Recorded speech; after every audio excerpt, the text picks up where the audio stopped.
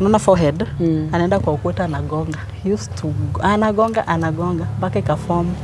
I don't know how to explain it, like if you finya like this inaingia ndani. I remember going to the doctor and ananiambia mtoto wako simvalishe tu helmet. How now? Okay, ilikuwa tu na joking nini. We.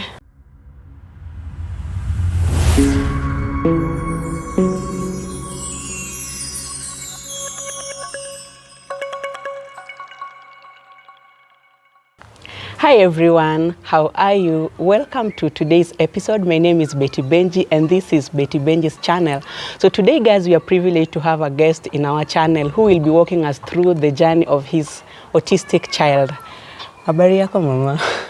Nzuri sana. Karibu kwa channel. We want to go through your story as we spoke before. So kindly introduce yourself. So thank you for coming over. To start with, my name is Nancy. I'm a mother of 3. I have my firstborn is a boy. The second one is also a boy. And my thirdborn is a girl. Okay. So today we are going to talk about my firstborn, who is currently 8 years old. Okay. Yeah. So where I can start from, it's from the time of his conception. Yeah, maybe you can tell us how the pregnancy period, any complication, how you gave birth to him. Yeah. Okay, sure. So to start with, initially I had challenges conceiving. So in the process of me trying to conceive, I lost 2 pregnancies. Oh, sorry. I had a miscarriage. Sorry. So come on the 3rd pregnancy, in which case I was carrying Ethan. So actually Ethan is the boy we are talking about today. Okay.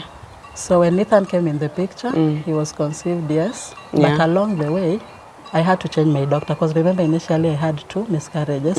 So on this baby, I wanted to know how I can carry the baby to full term. So I had to change a doctor. I had a specialist in Upper Hill. He's called Dr. Wanyuike. He's actually a very good doctor. Okay. Yeah. Previously you were going to the first 2 you were going to the same doctor or? Somehow the same doctor, yeah. Okay. And the pregnancies were terminated at about 3 months or so. So you wanted to change to a different one? So okay, get a different. Okay. So when I went to Dr. Wanyuike, of course he asked me on the previous occurrences, blah, blah, blah. So after that, he decided to give me a McDonald's stitch. Okay. So it's a stitch which is, I don't know the medical term, but somehow it's inserted to your womb. And then it's like kakitu kanafungwa. Kakishafungwa, it prevents the baby from coming out. Okay. So you can carry the baby to full term. So that is what happened. And yeah, I carried the baby up to about 8 months. So let me take you back. At what point yenye ulienda kwa Dr. Wanyuike? Ama immediately realized? No, immediately. Okay. Yeah, immediately. And immediately ukishika mimba, you start the clinic. Okay. So as soon as I noticed nilikuwa na mimba, I started. Okay. So kwenda kwake, akaniwekea hiyo stitch. And the pregnancy was okay. Up to about 8 months. So when it got to 8 months, where I was working, we had some magombano kidogo. So there were some conflicts. So they were like, inaitwaje, like interrogating us. So unajua hiyo process na pregnancy and all that. Somehow I was tensed, stressed at the same time. So during that period, I noticed my pressure was getting higher. Okay. Every time I was going to the doctor, alikuwa ananiambia pressure yako inapanda. So ilifika wakati I had to be induced. At what, ukiwa how many months? Right now we are talking about like 37 weeks. Okay. That is 3 weeks to full term. Yeah, so I was scheduled for an induction, nikaenda induction. I remember going to the induction. There's a kadawa they insert.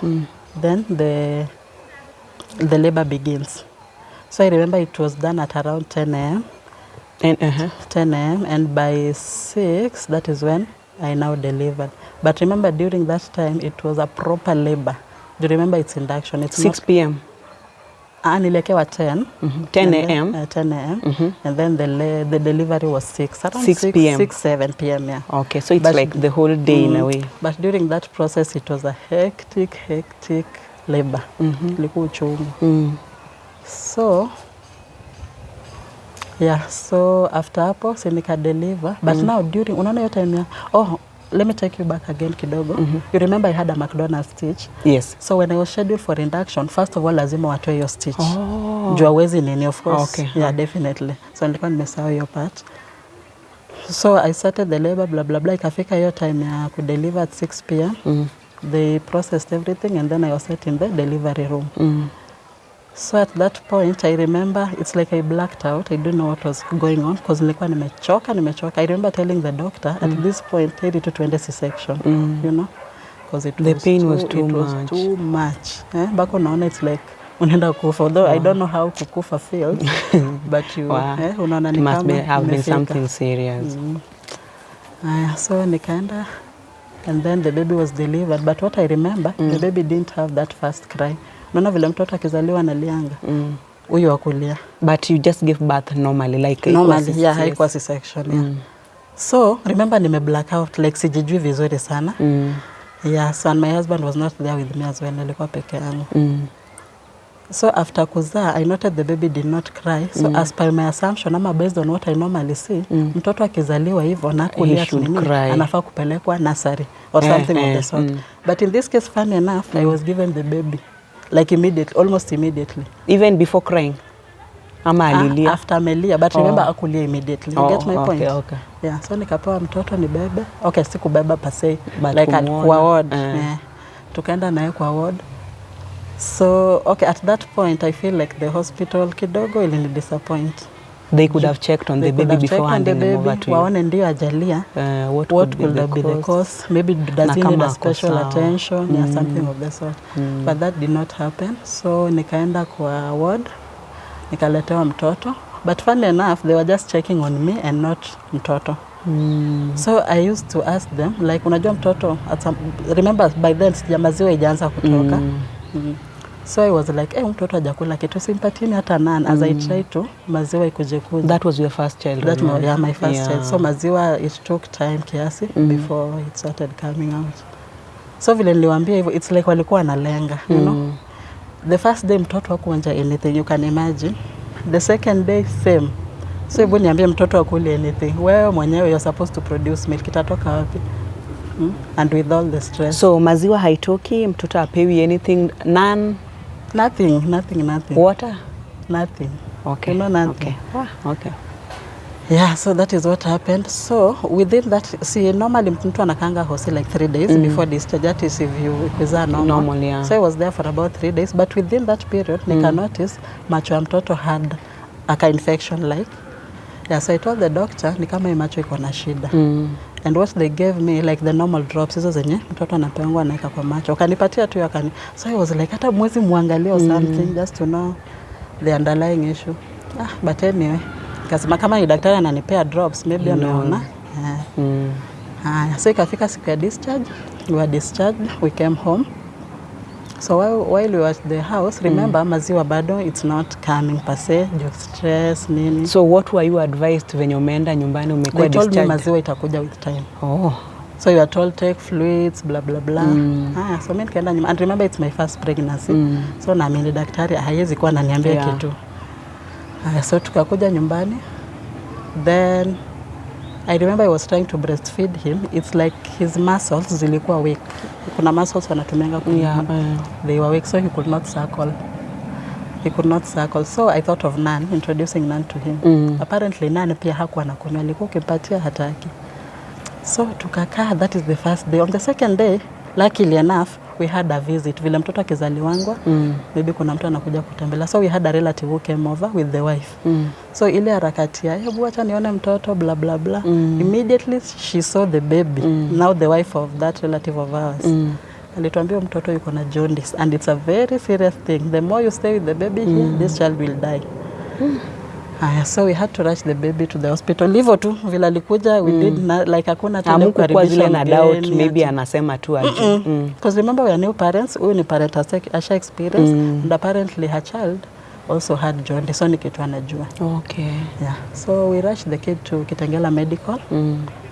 After rushing the kid to Kitengela Medical, I remember we stayed there for like 3 days.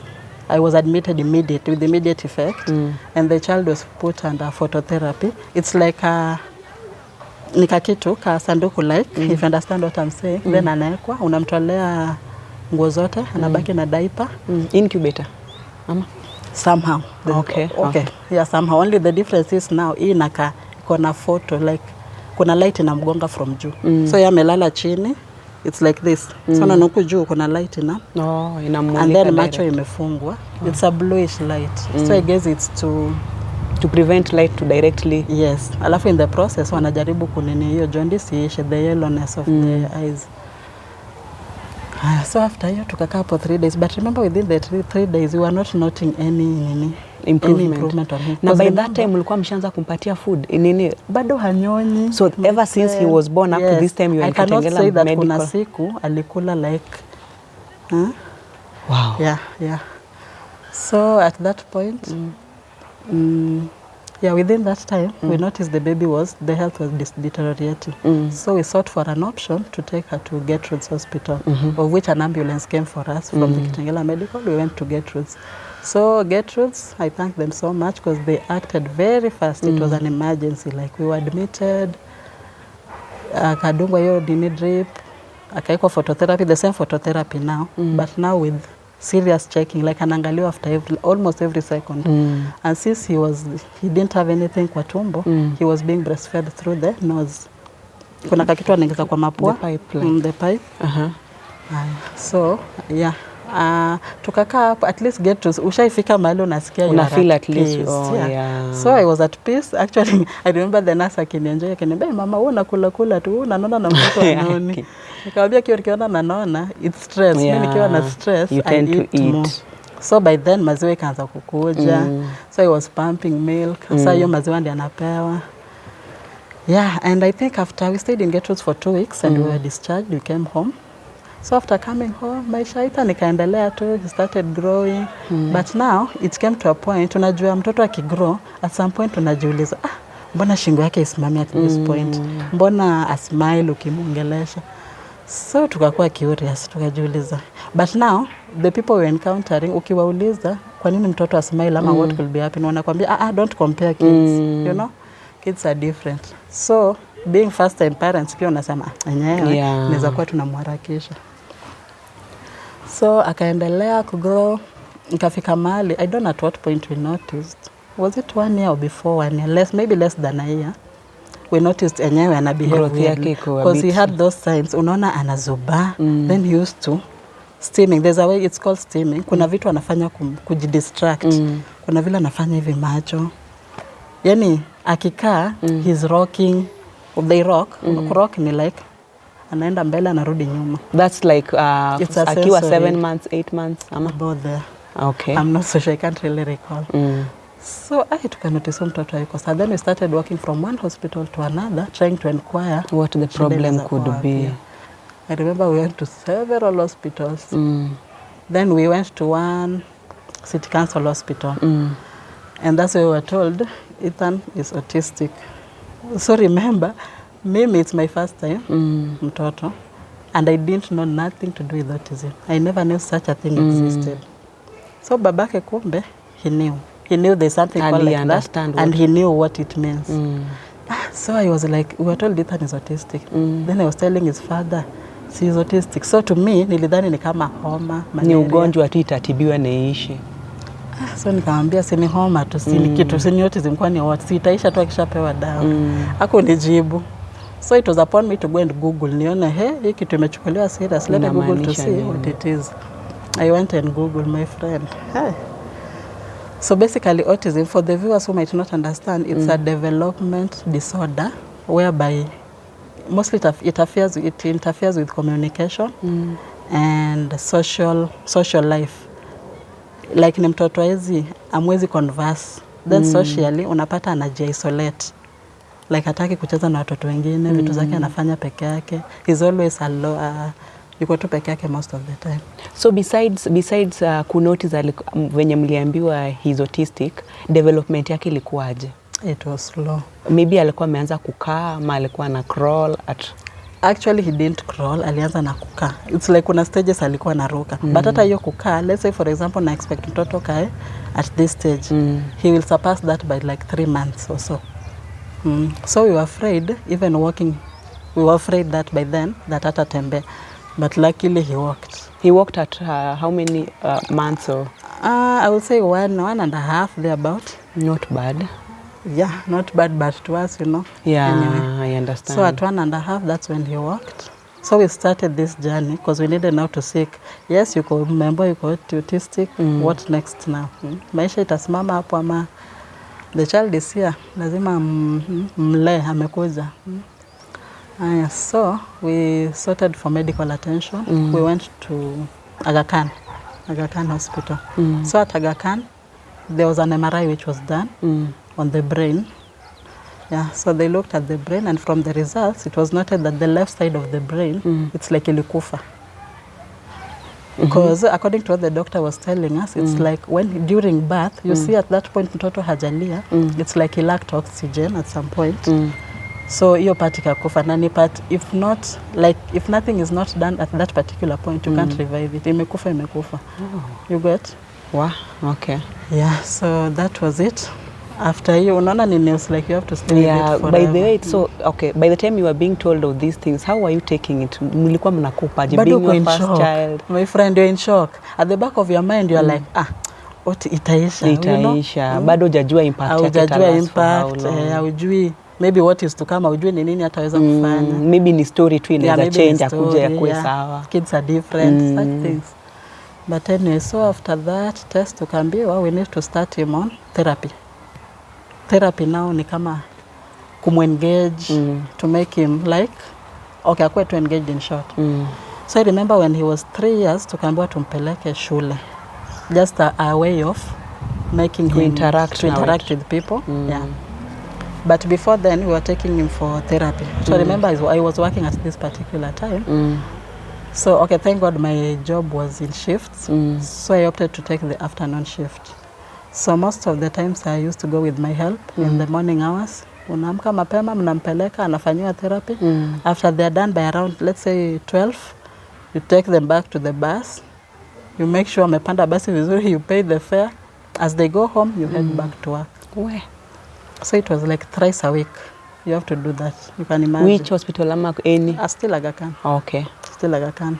So and every day you have to, three times a week is supposed to be taking? At least 3 times, at least. Kwa hivyo at most hata wana prefer if daily. Yeah. So the more the frequency, the better yeah.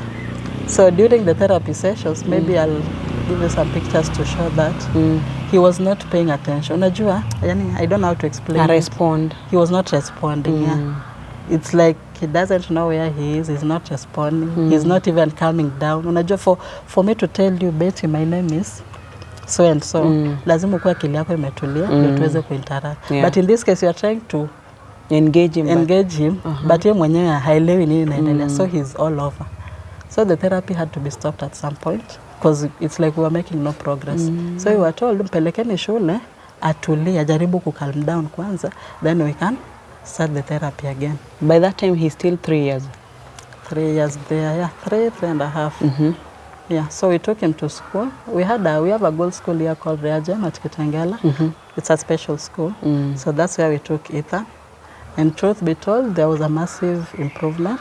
Because remember, I forgot to tell you, during his growing up, he had some challenges kidogo. Like the left hand. Unaonaga vile mtoto anatembea, then it's weak. Then he used to drool a lot.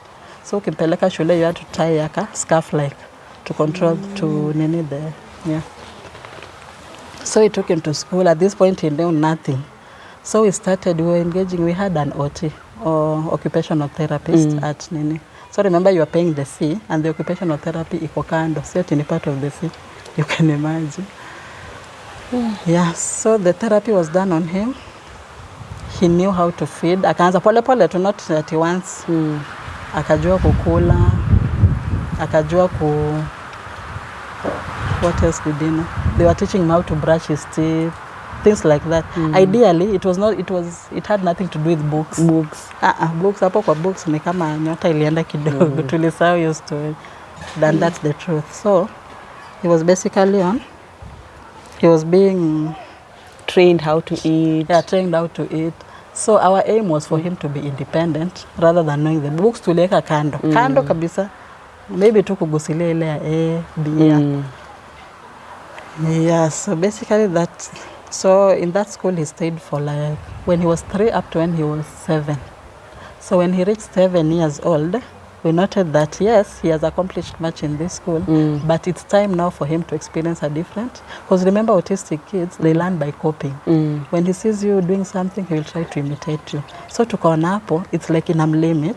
So acha tumpeleke regular school, penye ataona watoto akifanya, he will want to do the same. So at Rare Gem, ni nini alilearn yenye hakukuwa nayo initially akipelekwa? He learned how to eat. And he learned how to hold a cup. He could not hold. Like you give him, anamwaga. Yeah, so he learned how to hold a cup as well. He learned many things actually. How to brush. They were being taught What about in class? Is it something that maybe he could go to class and sit like now the same? In class, he could not settle. Immediately the teacher stands, mbio na yeye anamfuata. Wow. He could not sit at all. So that was him, and I guess they were used to him because remember it was a special school, so it was not like a big. He didn't even reject the school the first time. Maybe you took him to school. You know, he's non-verbal to start with. Oh, so it's hard to tell even if he's rejecting or not. But I think with time he got used to. Okay. So actually his favorite part was when the bus was coming to pick him. Hi, he will know the bus is there. Mbio anaenda kupanda. Yeah, so that was it. Up to when we had to transfer him now to a regular school where he currently is. So in the regular school, it's not like they have a trained teacher for autistic kids, but the teacher we got is a good one. They try to manage him. And since he's only one, wanajaribu, and the kids love him as well because he's not hyper. He's very calm. Actually, achokozangi mtu. Yeah. But is he now maybe alianza akiwa maybe play group akaenda PP1, PP2 ama the same class that he... No, he left Rajem at PP1 or PP2. Not sure. Anyway, when he went there, he went to PP1 again. Yeah. Because it's like according to them, mtoto ajui kitu yote. But I was like, sijamleta hapa ajui kusoma. Hapo we've already accepted that. Haizi soma for now. So let's make him socialize with other kids. Maybe he will learn how to kick a ball, how to wash cups. You know, with this CBC syllabus, they're learning different things. So the teachers accepted. They've been handling well up to date. He's doing very fine. I wish maybe you can get the opportunity to talk to his teacher. Yeah. But he's doing well. I can't complain. Yes. So from school, okay, kuna huanga na hiyo, remember now this is the new school yenye mmempeleka, it's a regular school, si special. How are they handling him? Considering that, hakuna teacher mwenye ako trained, ama alikuwa na special teacher wake? I think with the technology, nowadays the autism is known. Si kama kitambo wenye ungeshindwa. So now that they have that knowledge, ni vile tunaambia, you know, as much as we might be autistic, both of us, there's some things I can do that you cannot do. Yeah. So I just told them of what Ethan can do. He can do up to this point, he cannot do this. So the main challenge I told them is like he is not potty trained. Like bado hajajua kwenda choo, so he was on diapers. That's number 1. Number 2, he's non-verbal, he cannot talk. But with time, if we engage him, even you, if you stay with him for like a day or so, you'll just understand him. The way he communicates, you understand, even if he's not talking. Yes. So at this time, he's still just that one child that you're having? I forgot. Or kuna so siblings? Along the way, remember he's 8 years old. Along the way, I had a second born. Okay. So my second born is currently 5 years. So when I got the news of being pregnant with my second born, actually I was so devastated. Why? Reason being, my first born is autistic, yeah? And I have that fear. Remember, nimesha Google, nikaona, autism. Somehow 80% inashikanga boys. So when I did the scan and I was told it's a boy, you just thought it can be the same thing. I was very afraid of this repeating itself. But now nikasema, si Mungu mamleta, just do what you can do what you want to do. So this boy that I thought maybe atakuwa kama yeye, it turned out to be his savior. He helps him everywhere, everything he wants to do, he helps him there. So actually I was afraid when I was rolling the second born to a school, when he was about 3 years, there's a time his teacher told me that mtoto wako haongei, like he's not talking, the second born now. Yeah, I just told the teacher, could be usinirudishe nyuma tafadhali. Let it not be what Ethan is experiencing. But development ya second born naye hukua kama the first one. No, it was very much okay. So I was actually shocked when the teacher told me that he could not talk well. But at the back of my mind nikajiambia, I think I know the reason. It's because Ethan is not talking. So ana mtu wa kucheza naye, atajua wapi kuongea. Yeah. And I remember telling the teacher, I don't want stress. You will have to know how to talk. You teach him. That's why he's here. But anyway, he's growing up well. He knows everything. He knows this. Okay, he doesn't know Ethan's situation per se, but he knows that Ethan can't talk. But they play. I don't know they communicate. So how do Ethan relate with the sibling? Violent, does he understand? So actually what happened when my second born was born, Ethan, normally mtoto akizaliwa, the first born, they tend to wanaona ni kama they are neglected, so they try to be aggressive or something as a way of communicating. So since Ethan is non-verbal, he used to bang himself. Unaona forehead, anaenda kwa ukuta anagonga. He used to anagonga mpaka ikaform. I don't know how to explain it. Like if you finya like this inaingia ndani. I remember going to the doctor and ananiambia mtoto wako simvalishe tu helmet. How now? Okay, ilikuwa tu na joking nini. Where? Yeah. So I remember Ethan growing up, I have a sister called Florence.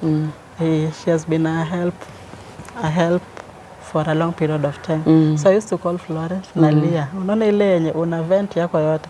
She was my only consolation because remember hawezi piga nyumbani. Yeah. Mama yako ukimcall mtalia nyinyi wote. Yeah, so at the end of it you'll not get any solution. So I used to call Florence. Tunalia kama nikulia kwa simu. Kuna siku nikamcall akaniambia Nancy itabidi sasa you had enough. Because remember Ethan anakutegemea. If you cry, if you are not his voice, nani atakuwa sauti yake? And I remember she was telling me she has a friend mwenye yuko na challenge kama ya Ethan. So she invited us over. So there were a group of friends going over to her place. So akaniambia rafiki yake atakuwa na mtoto wake. So I carried Ethan as well tukaenda. So me going there, okay, I was going, of course unaenda kuangalia kukuaje huyu kukuaje, what notes can you take. Kufika hapo niliona mtoto you see, if you think you have problems, my friend, tembea kwa jirani, tembea tu ulizie. Mtoto haizi kaa, haizi kula. Me, I have Ethan, at least he can eat, at least anatembea. Niliambia Mungu, I've stopped complaining. Yeah. So since that time, it gave me courage to push on with life for Ethan. So I've always been there for him. Anything, nikisikia mtu akiongelea kando, mtoto akai sawa. I'd rather, okay, ni approach maybe niuze nini mbana, rather than talking behind my back. You know? But I thank God I have a good surrounding, a good support system. My family has been supportive from my side and my husband's side. I have good neighbors. I have good, like, watu wanamwelewa huko. What are some of the challenges you normally go through, maybe when taking him to the hospital, when interacting with friends, or rather when you are going maybe to these social places? What are some of the challenges you always come across? So some challenges, maybe I can give you an example. I used to take him to therapy, yes, remember? And I still do, not therapy per se, but he normally has monthly checkups. Yeah. So when I go for monthly checkups, tumepanda train vizuri, we alight at railways, for those who know railways. Once we alight at railways, the place of picking matatu to Aga Khan, it's around Odeon. So for a normal person, that's a walking distance. But remember for Ethan, you can't even make 2 steps. Like, in between, ukishuka railway, si kuna magari mengi. Kuvuka barabara pia. He will not understand kwa nini tunatembea yet kuna magari hapa. So for him, yani hajui danger, hajui isi gari yetu, sifai kufanya hivi. For him, it's a free world. Mpaka elewangi, watu wanakasirikia nini sasa. So it's always hectic kutembea naye from there to Odeon. So it's either take a cab ama nichukue pikipiki. Pikipiki to Odeon, si ati pikipiki to nini. Or if I take a cab, inaenda straight mpaka Aga Khan. Remember that's expense, kurudi the same. So those are some of the challenges. Then maybe in the matatu he will shout, people will look at him, he will laugh from nowhere. Anaanza tu kucheka peke yake. People would be maybe staring at you. Yeah. But along the way, Kenyans are also good. Kuna wengine wako educated enough. So utapata mtu, maybe umesimama naye, mtu atakwambia, hey, have a seat here. Maybe I'm a throw tantrum. For him, you'll be like, Ethan, stop behaving like that. I'm talking about, mwache. We understand, you know? And for some people are really bad. Watakwambia umeleaje mtoto. Wanakwambia mtoto umchapangi. You need to be beating this child. Ationa vile anatoshana na behave. So I think it's good to create awareness. Watu wajue. And people should not be too quick to judge. Judgmental. Because we did not choose to have, like, tulileta wa Ethan, you know? We did not choose ati hii situation tunataka ikuwe. And he also did not choose himself to be the way he is. Exactly, yeah. So na Mungu yuko na sababu yake for everything. He knew why he brought him to this family. He knew why he did not die maybe at birth. Yuko alive mpaka sai. So he has a good purpose for him. So at the moment, how is his development? Shule ameshika, whatever he's learning so far, how is he relating now with the world now that sahi ametoka nje, at least amekuwa mkubwa, the teachers, the new teachers? Okay, now that ametoka nje, I think with time, some things he outgrow with time. Like you remember I told you about the rocking, the flapping of hands, some weird stuff. He has really made some good progress. Yeah. So socially, okay, for those who are around him most of the time, you'll definitely understand him, hata kama ongei. And then he has this habit, maybe if I say a word like go, he will also repeat go. So maybe he's acquiring speech, I'm not sure, but hopefully he will fully after some period of time. But he's doing good with people. When you come, he will greet you. He knows how to high five, hug, blah, blah, blah. Yeah. So normally people, I always understand that such kids wanakwanga na talents, maybe hidden talents. Have you noticed any of the talent maybe he's having? Not that I know of, but I remember the first school where he was, we were told Ethan is an athlete. Okay. Yeah. So this second one, bad or the experience, but according to my observation, normally he likes kitchen a lot. When you're doing something in the kitchen, let's say you are cooking, pia atakuja na, he normally takes this kablub and tail na kijiko. And where you are cooking, hapo ndiye anataka kusimama. Pia anakaranga hizo vitu zake. Ukimfukuza analia. What about the television? Anapenda TV? Television is his best. Okay. That is where he goes. Every time he's bored or something, it's there. Does he watch the same thing? Maybe the second one, ana watch ama? No, actually they watch different things. Because remember, if I was to categorize Ethan's growth rate, let's say at the moment he's 8, naweza mpimanisha na mtu wa playgroup, that is maybe 3 in terms of reasoning. Yeah, so in this case he watches cartoons zenye zinakaa za watoto kidogo. Then the little brother watches maybe more advanced. Like, yeah. So they normally watch different. Actually haupigania sana. How does that make you feel as a parent? Maybe seeing the two, of course, seeing the two interacting, huyu anataka hii maybe cartoon advanced, huyu mwingine ako hii chini. How does that make you feel? And how do you normally deal with such cases? Okay, sometimes you just sit down. Unajua, as much as yes, nimemwaccept vile yuko, we can't stop but compare. Unajua, maybe let's say if I get a visitor mwenye yuko na mtoto same age as him, I will be like, you are 8 years old, Ethan is also 8. Ona you can do this, huyu haizi fanya. So, okay, at times it's so, unaona yuko nyuma, but there's nothing you can do. Unajiambia, he's growing at his own pace, and everything will be okay with time. Yeah. Okay, what are some of the fears you always have on your son? Okay, my most fear as a mother, definitely, maybe one day I might not be here, just maybe. I know I have family members who might want to take care maybe of him. But remember, they cannot take care of him. They say, hawezi mwelewa vizuri sana vile mimi namwelewa. But, okay, that's just a fear. Hopefully, it won't happen anytime soon. But course, I'm also hopeful that with time, he will have to grow some of them. And you will live to see him grow, Amen. and grow. I can't wait. Yeah. Amen. And okay, that's the fears that we normally have. What hopes do you normally have? Like ukimwona uko like maybe siku moja atakuwa hivi, atakuja kuni bless in this way. What are some of the hopes you normally have on him? Okay, around the world normally such kids we are normally told they have hidden talents. And who knows, maybe siku moja atatokea tu na kitu, something that will be able to push him through. So that has always been my prayers, and then we always try to encourage him. Like for example, ukiona anafanya kitu, unajua kujua talent ni ngumu. It's not easy. So you try to motivate him to do whatever he likes doing. That is kama ni kitu mzuri. Yeah. So we just try to encourage him here and there. Okay, do you normally get support maybe from your husband ama along the way una feel ni kama anachokanga? No. Hey, my husband has been supportive enough. I guess maybe ingekuwa wengine wangekuwa wameshatoroka. Because remember, having such a child is not easy. At his age, remember, he's still on diapers. Although we normally toilet train him, but saa zingine maybe you have visitors, you don't want those to unamvalisha. So he's still on diapers. We have a small child who is 3 months. She's still on diapers as well. So remember buying 2 diapers. For your firstborn and for your last. You can imagine the quantity to last maybe for a whole month. It's a whole lot of expenditure. I know. Yep. That must have been traumatizing along the way. But they always say that such children, they always have their talents, and God bless people in different ways. So probably the one that you think ako a bit nyuma ndo Mungu anakublessingi through yeye. So what message would you want to give maybe to your our viewers? Okay, before I give you a message or something else, I have something here maybe I wanted you to try out. You see, the way the autistic kids, the way their brain is processed. Let me just give you a sample. If I were to give you a piece of paper, take it, place it over your head, like a jacket. In a way that I want you to write for me your name.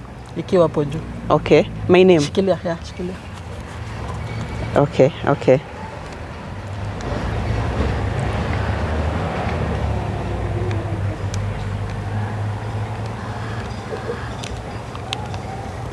It's okay, you're done? Yeah. Okay.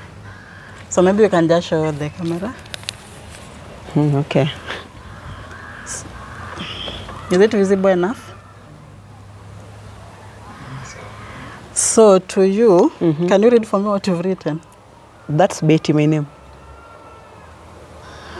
Is it making sense? Like, is it the way you would have wanted to write? No, of course, no. Because if you see it, like, because I know my name and I know what I've written, but if at all I didn't know my name, probably I could spell B-E, but T, the 2 T are not really visible. Maybe you've not written it straight. Yes, it's not visible. It's not the way you would have wanted to be. So remember, an autistic kid, brain yake kuna vile, it has so much overload. So he's trying to process things. They're not coming. The world is expecting so much from him, yet he can only contain kidogo at a time. Kidogo. So that's what they go throughout their life, trying to become normal in this normal world. And remember, these autistic kids, they're able, only that they're able differently. What you can do, he can do it, but maybe in a different way. Yeah, so we should not discriminate upon them. That's what I can advise my fellow parents. Yeah, and everyone across the world. Maybe I can ask you this. Do you normally discipline him? Ama maybe the fact that you understand autistic, hata aki throw tantrum, utasema, ako na challenge, so I can discipline him. So for discipline purposes, of course, we African parents, if you mess, at times nitashikwa na hasira as a parent and I want to come in. So there's a time he messed.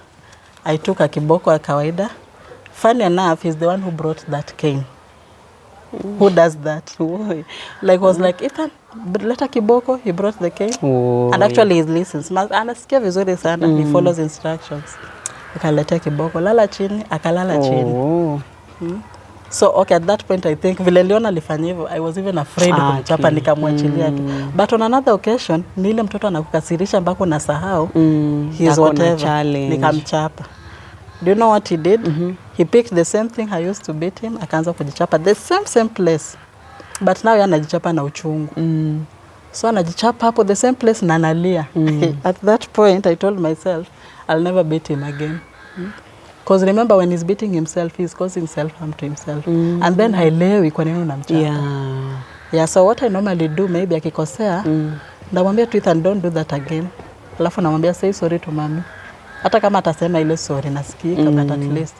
And then, yeah, we try to teach him things here and there.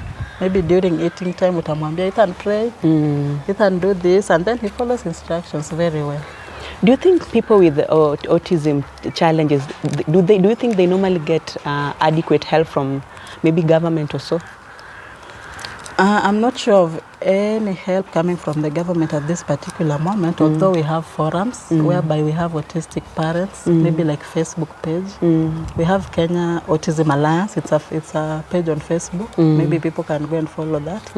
So there we'll advise each other. Someone will come with something like, my child is doing this, kindly advise on what to do. Yeah, someone will question, my child is 11 years old, which school can I take him, or do this. But in terms of government coming in, maybe if it's possible, remember our watoto wanakuwa wakubwa. For you, a regular person. Once you are done with high school, blah, blah, blah, you go to uni, you get a job, it's easy. But for them, remember, wengine hawajui kuandika. And maybe they might not know forever. Maybe God forbid, but they might not know. So in this case, if government can come in and help us to,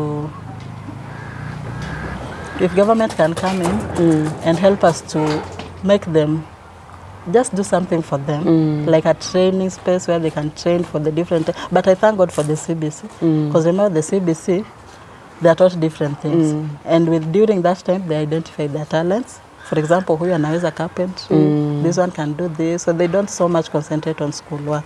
So are there schools for maybe autistic children, or you just take, or they are just a special school, like there is no specific one for autistic children? I think there's some that are specific, like I know of one in Kasarani, near the Kise area, there's one autistic school, but the one I was taking, for example, in Kitengela, it's mostly known for dyslexic kids, not autism, but it has imewabeba wote. Dyslexic is a situation whereby the slolanas, for lack of better. Actually, utapata class mtu anaita mtoto ni danda. You know? It's like but they're just slolanas. But they're just slolanas, yeah. So that's the school you took Ethan? That's the school I took him to. What help would you want maybe to tell people across the world that you can, you would want from them? What kind of help? Maybe you can look at the camera and tell them what, I think this is the camera? Okay. Yeah, so for people across the world, what I like to tell you is, we as autistic parents, first of all, we did not choose to be where we are at, but Mungu alituchagua for some reason. I know he had a purpose for this. So maybe what I'd like to tell everyone, people should not be judgmental, you know. Like nimeona mtoto analia, throwing tantrums, I should not be judgmental, sema huyu na amespoiliwa vibaya sana, kwani mamake amchapangi or such stuff. And then try to jieke kwa position yangu, you know. If you were in my shoes, what could you have done? Instead, you can advise me. Maybe I've seen such and such working for such and such again. Maybe try this. Alafu if you see, maybe for example, for those who do not know, kuna wengine wajui, yes, wajui mtoto na, I'd rather you come and ask me, mtoto ako sawa, ama tukusaidie mahali, rather than, you know, sazini unapita unasikia people gossiping behind your backs. Mtoto yuko aje, mbona na behave.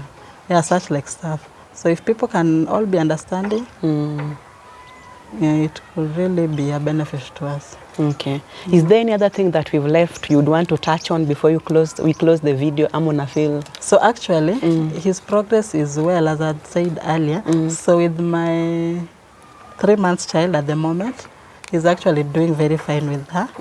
Like for example, there's an instance, you normally when you want to wash a kid, so you set everything, a basin, you bring a towel. I saw Ethan bringing for me a towel, akaeka. I saw him carry a chair that I normally sit on, akaleta. Then he was telling me, like, he's not shocking, but he's like, Mommy, sit. Oh, so he understands what's happening. And then only that he can't talk. Only that he can't talk. And then with time, it's like an alarm. He knows how things run in the house. So if you compare when he received second born and when he is receiving now third born, difference. There's a massive change, massive kabisa. Yeah, that's what I So that's all you can want to share with them. Okay, as we come to the end of the video, I would just want to request my viewers and Kenyans at large.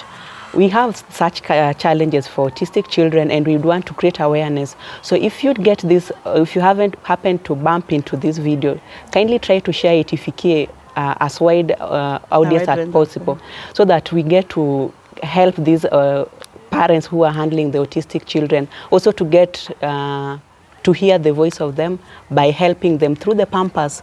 So many of them are not getting enough Pampers, or rather they are not commonly made for such age. If we can try to get people who can considering the autistic children, maybe to make them specifically for them, we can appreciate.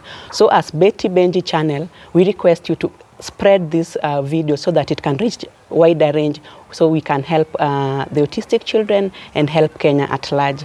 Until now, we say bye. Bye.